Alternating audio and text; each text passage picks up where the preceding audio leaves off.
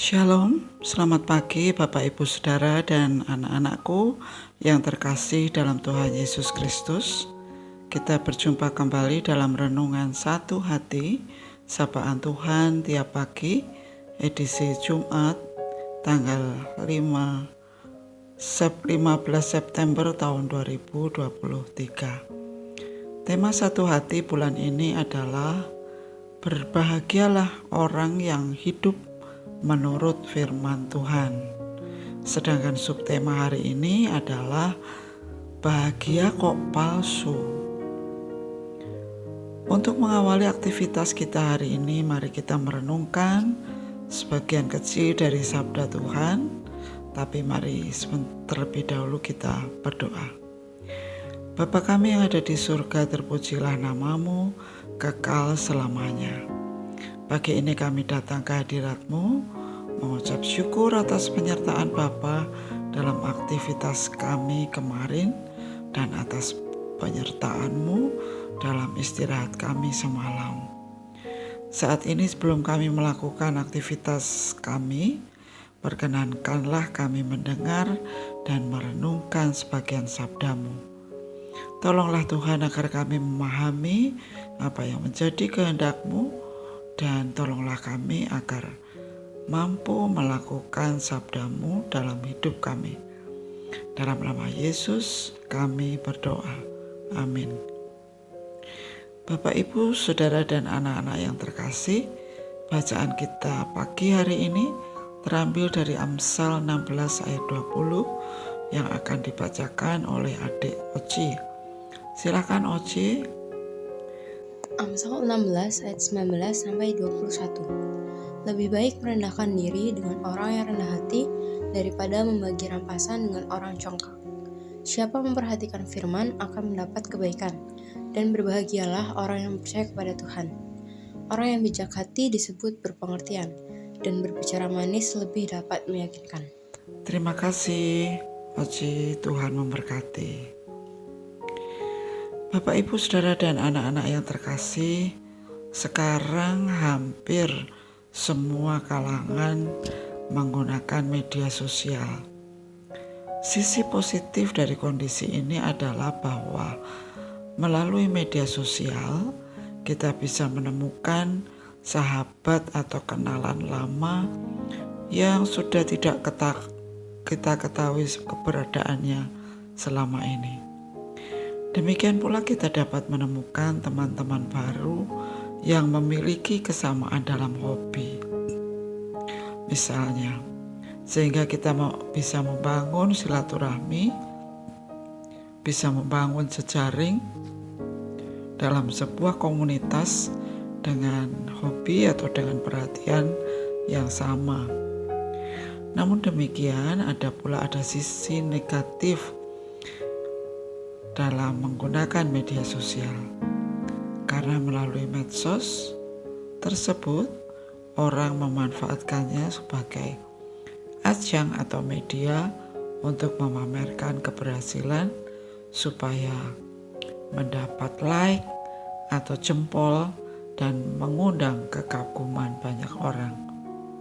Semakin banyak like atau semakin banyak orang yang berterima kasih, akan semakin banyak orang mengungkapkan kekaguman. Semakin bahagia orang yang mengunggahnya. Semakin banyak orang mengucapkan terima kasih atas postingan kita, semakin kita berbahagia dan senang.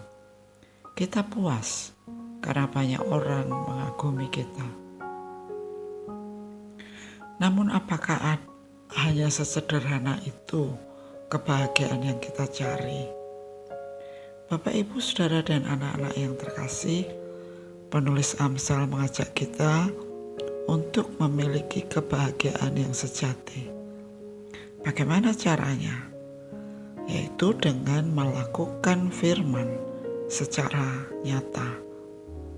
Jika kita menghidupi firman Tuhan, maka kita tidak akan menghalalkan segala cara, melakukan kebohongan, tidak jujur, hidup dalam kepura-puraan, dan lain sebagainya, hanya untuk mendapat kebahagiaan.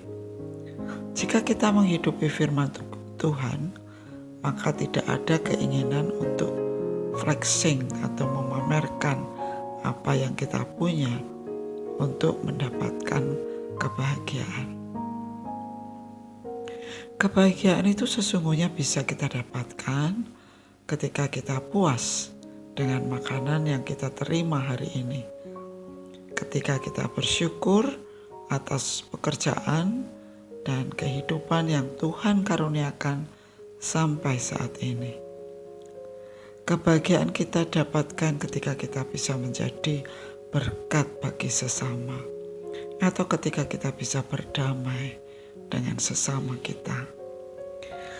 Penulis Amsal memberikan pencerahan menarik kepada kita hari ini melalui Amsal 6 ayat 20 bahwa siapa memperhatikan firman akan mendapat kebaikan, dan berbahagialah orang yang percaya kepada Tuhan. Apa yang dimaksud dengan memperhatikan firman Tuhan? Memperhatikan firman dapat kita maknai sebagai usaha untuk terus-menerus menjadikan firman Allah sebagai pedoman untuk mengambil setiap keputusan dalam hidup kita.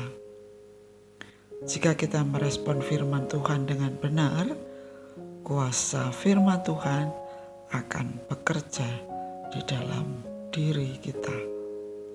Firman Tuhan akan mengubah, memperbaharui, memulihkan, dan memberkati hidup kita. 2 Timotius 3 ayat 16 mengatakan, segala tulisan yang diilhamkan Allah memang bermanfaat untuk mengajar, untuk menyatakan kesalahan, untuk memperbaiki kelakuan, dan untuk mendidik orang dalam kebenaran. Di dalam firman-Nya kita juga akan mendapatkan jawaban, solusi, dan jalan keluar untuk setiap permasalahan yang kita hadapi selama hidup. Ketika mengalami pergumulan apapun, mari kita kembali kepada firman-Nya.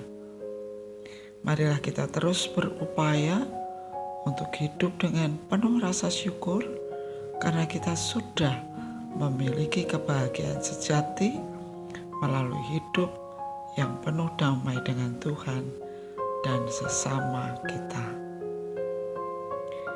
Mari kita berdoa. Tuhan Yesus, Juru Selamat kami yang sejati, kami mengucap syukur atas firman yang boleh kami dengar saat ini. Tolong kami ya Tuhan, agar kami selalu menjadikan firman-Mu sebagai pedoman untuk mengambil setiap keputusan dalam hidup kami. Kami percaya bahwa firman-Mu akan mengubah, memperbarui, dan memulihkan hidup kami. Dalam nama Bapa, Putra, dan Roh Kudus, kami berdoa.